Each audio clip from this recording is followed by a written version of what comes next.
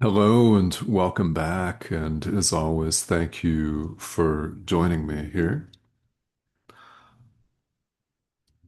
As we go about what we refer to as our spiritual life, whatever that looks like for you, and indeed whatever that actually means to you, we run up against certain ideas, certain truths that we would rather not look at. It's true. Things we'd rather keep hidden, things we'd rather keep to ourselves because they're too painful or too real, or we'll have to acknowledge that we've been uncomfortably doing it wrong, upside down, and backwards for all time. And maybe we might want to stop that. There are certain ideas that make sense in the context of a video such as this one. They make sense in the context of a talk or a workshop or when we're reading, listening to a podcast. I mean, you name it.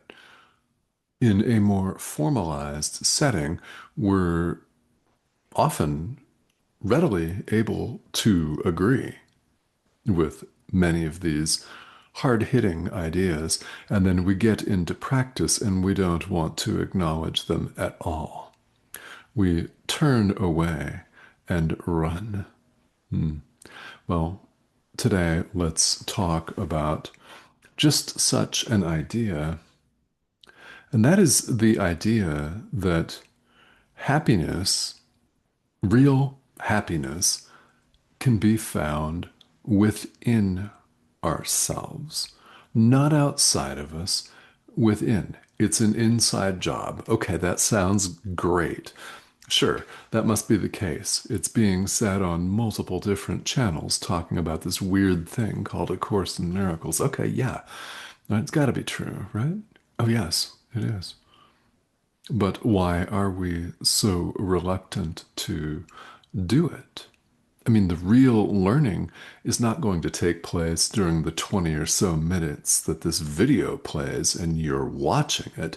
It's going to take place when you scroll off and do something else, when you scroll away, when this video ends and you do life.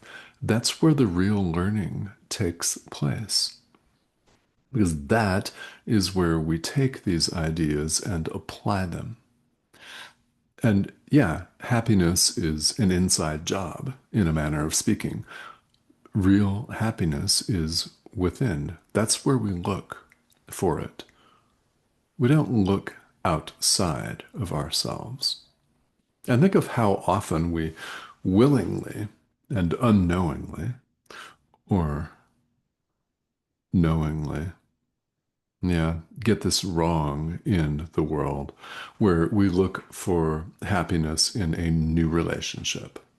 For example, we look for happiness in a new car, perhaps in a new job, in a new living situation. And if you happen to have recently changed some of those, as I have, no problem. Life is like that. I have a new job, and Cindy and I live in a different state. We've just completed a move, and it's not yet complete because what you don't see around here in this, what's going to be my office, are a lot of boxes that are as yet still packed up and awaiting the diligent unpacking. The rug that used to hang behind me is just right over here. I see it. I know where it is, but it's not there yet. Up and adorning the video because, well, life often has changing circumstances. I mean, nothing in the world lasts. Everything in the world changes because the world itself is constant flux and there is no world. It is an illusion, transitory in and of itself. Oh, if you had never heard that before, welcome to A Course in Miracles. That is its central teaching. What does that mean? It means not that we're all crazy. It means that we're perfectly at home in God. where we've always been and have never left. You may or may not have heard that elsewhere before, and you may or may not have intuited that, but you've always known. So if that makes some degree or modicum of sense to you, yeah, yes, you have always known.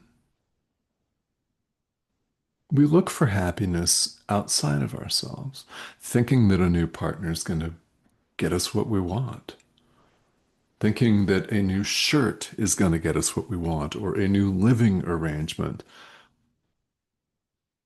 a new this, a new that, a new shiny object. And we desperately, desperately want those things to deliver us what we really want. Well, you might be thinking, okay, well, I don't really know what I really want. Well, actually, we all want the same thing. Now, here in the world, if you're not sure what you want, that's actually kind of a perfectly normal and commonplace situation to be in, isn't it? We all want the peace of God. And we've never left our source in God. We seem to have just forgotten that. And we appear to be roaming around as these things, doing our thing. And wow, isn't it a hot mess? Even if you're rich, even if you're in a beautiful, committed relationship or both, even if you have fancy cars and a yacht and people appear to like you, the world itself is an illusion. So, what do we do? Well, we go about our lives here because we appear to be here as human beings. I'm going to work tomorrow. You? I mean, I'm just saying. Right? We go about our normal lives, but what's very interesting about this is that you don't have to believe that it is reality. You don't have to believe in the reality of your job. Your job's ephemeral. It comes and goes. They could fire you tomorrow. Hopefully not, but you know it's true. Or you could choose to leave for that matter. But nothing lasts here in the world. There is no world. No, no wonder. I mean, no small wonder that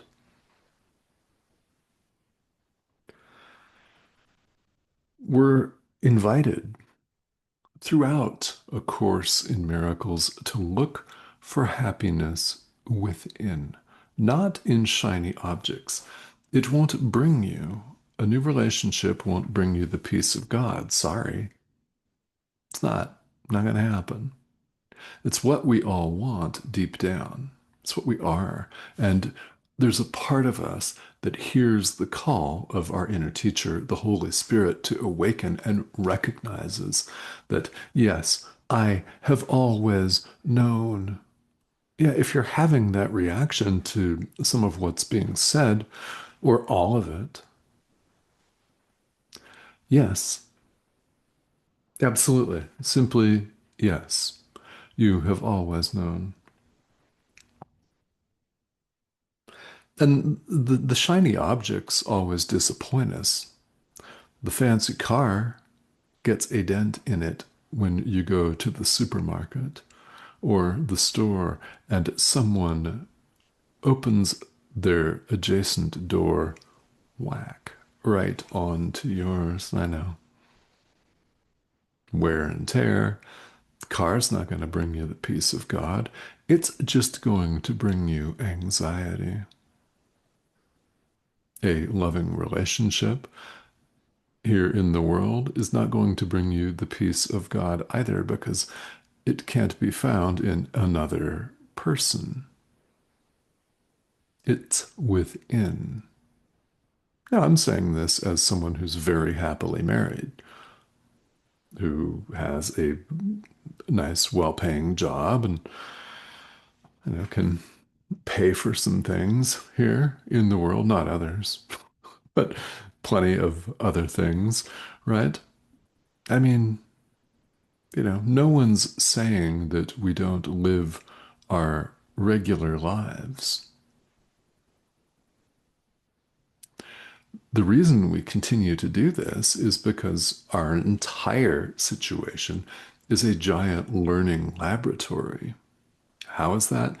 Anything that's not wholly joyous in our experience is, in fact, an opportunity to forgive. So we become aware of all of these moments and we forgive under the guidance of our inner teacher, the Holy Spirit, as instructed and shown here in A Course in Miracles. So all of these trinkets, things are referred to in the language of the Course as idols. So in an idol, we often think of the golden calf or something like that from the Bible, a graven image. Well, actually, here in A Course in Miracles, an idol is anything that we want to take the place of who and what we really are. We want that new car to bring us the peace of God. We want a new hot, sexy, steamy, really steamy love relationship to bring us the peace of God. And what happens when we start fighting? Right? We want our new shirt to bring us the peace of God. We want our new residence to bring us the peace of God. None of those things is even remotely capable of giving us what we want. It is within that we look, and it is within where and we're all invited to look. This is something that makes a lot of sense in the context of a spiritual themed talk, such as this one. And it is something that we're very prone to conveniently dismiss in the world that appears to be out there. In other words, once you get off the cushion, so to speak, once you get off the mat, once the spiritual talk is over, that's where the learning takes place. So my hope in bringing you this video, and indeed all of the videos in this series, which, well, are now number well over 1,000, my purpose here is to inspire you to practice, to perhaps remind you of something that you needed to hear. And who's doing the reminding? Not this thing. It's the Holy Spirit. You may 100% count on that fact. Questions always do come up, and resistance comes up. And I mention this all of the time because it's very, very important for all of us as spiritual practitioners to not think that we're doing this wrong because we're feeling resistant to truth. Our resistance to truth is deep-seated, which is why our spiritual awakening, the process, appears to take so much time. It's what time is for us to awaken. Time's an illusion. Yeah, while we appear to be bound by it and in it, it's nothing in itself. But while we're here, apparently, that's what it's for us to awaken. That is indeed the only purpose of this world, is for us to awaken. Why is it the only purpose? It's the only purpose the Holy Spirit sees in it, and we're invited to follow him, follow it as our teacher. Call it whatever you want to call it. So the resistance is perfectly normal. I mean, the fact that we can only find happiness within is, in fact, a very sensical and simple enough idea. It's the simple ideas that this course repeats over and over and over and over again that we find so excruciatingly difficult once this video ends. So you're invited to pay attention to that.